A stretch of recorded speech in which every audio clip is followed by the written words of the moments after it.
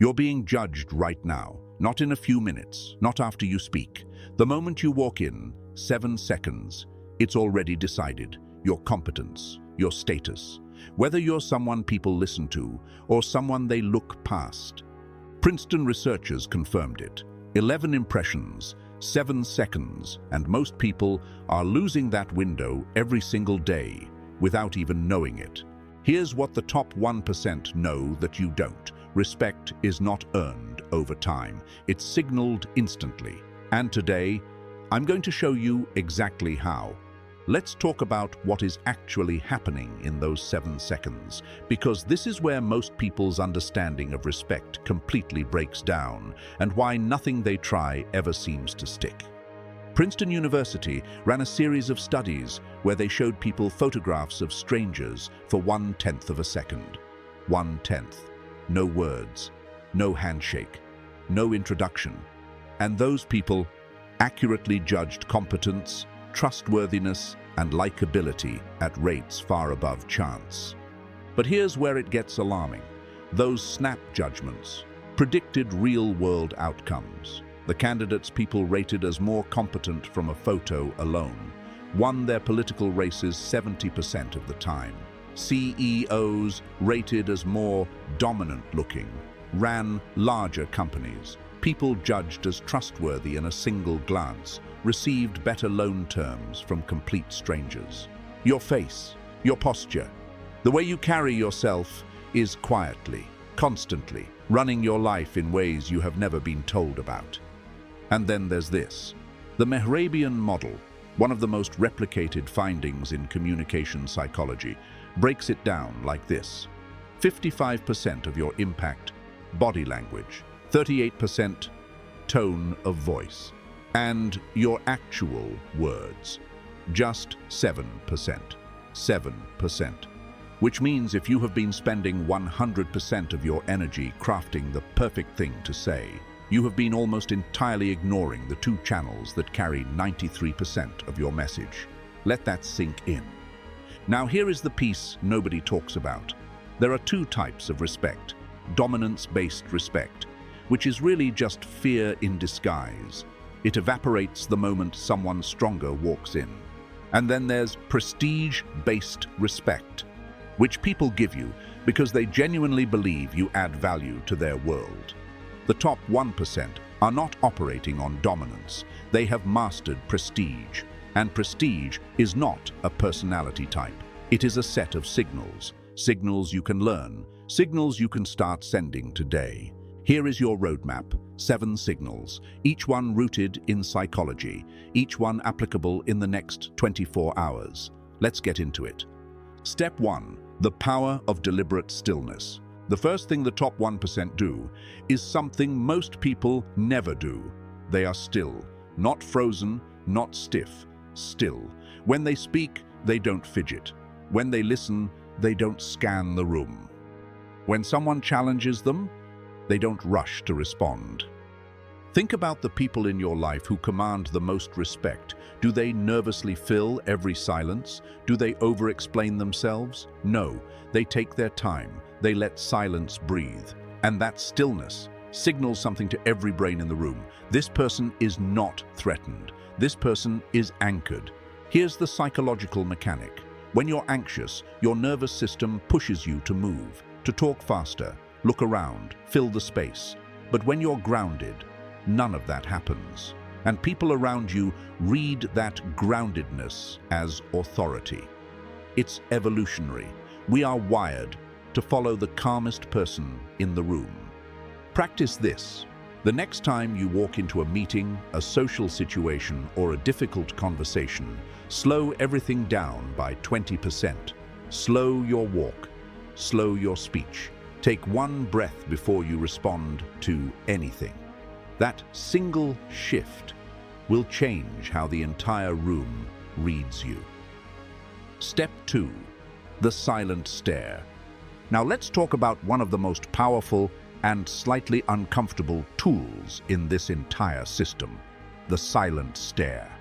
When someone says something disrespectful, dismissive, or just plain rude, most people do one of 2 things. They snap back or they laugh it off. Both are mistakes. When you snap back, you prove their words moved you.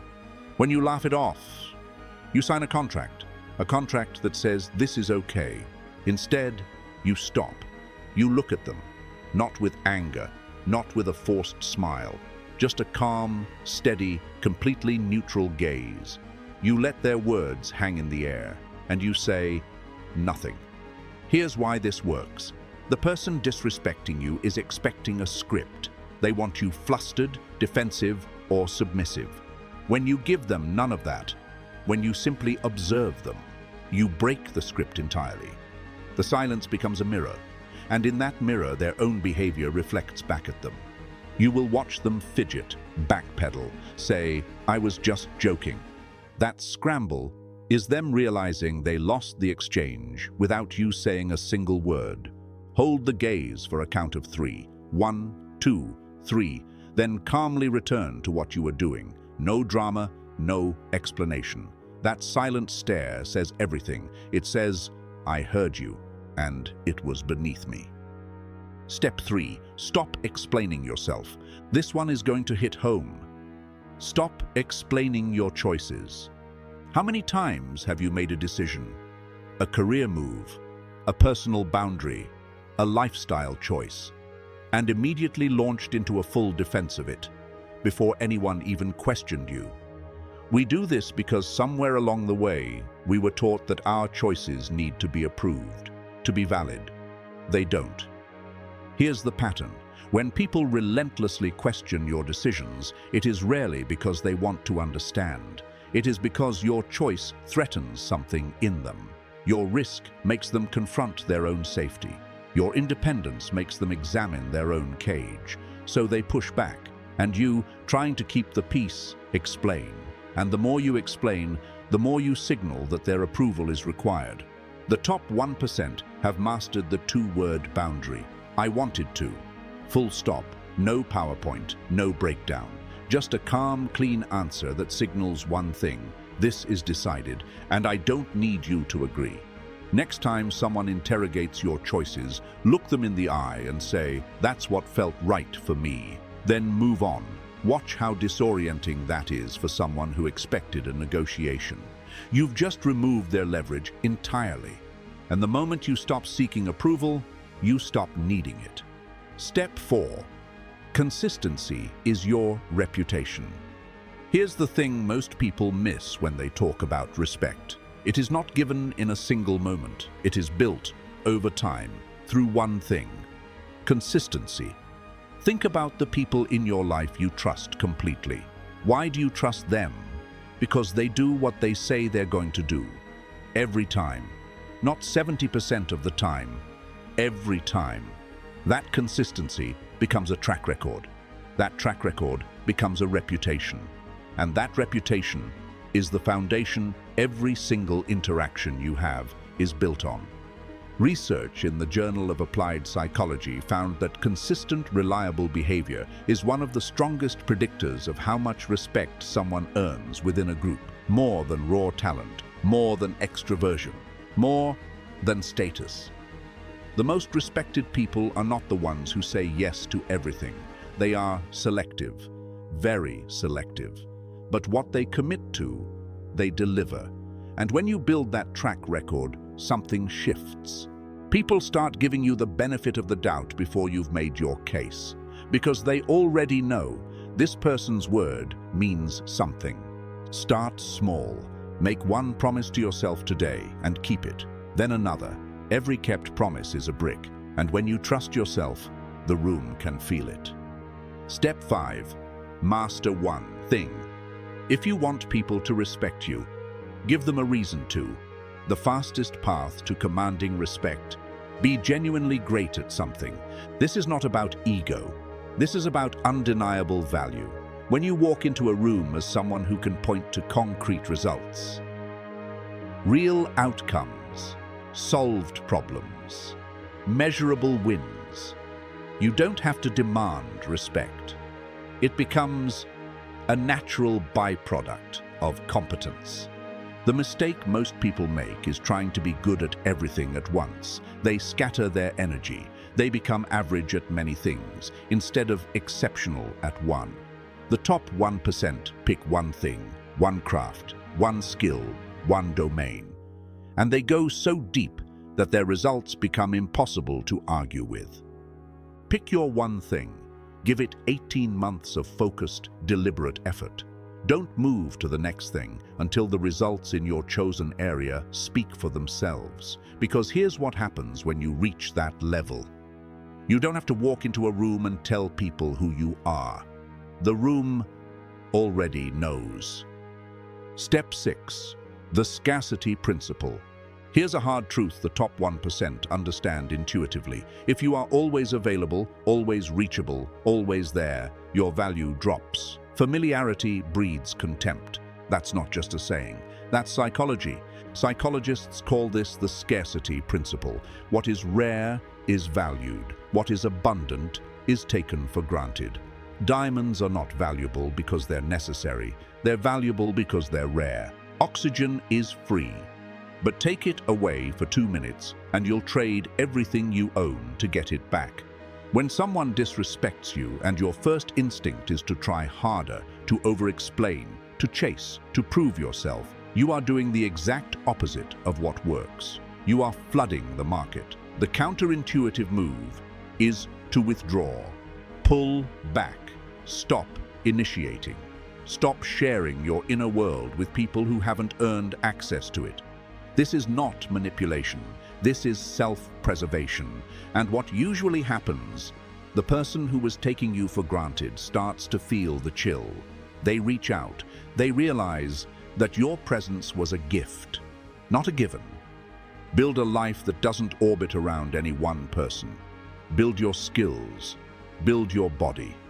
Build your mission. Because when you know you can thrive without anyone's approval, you become impossible to disrespect.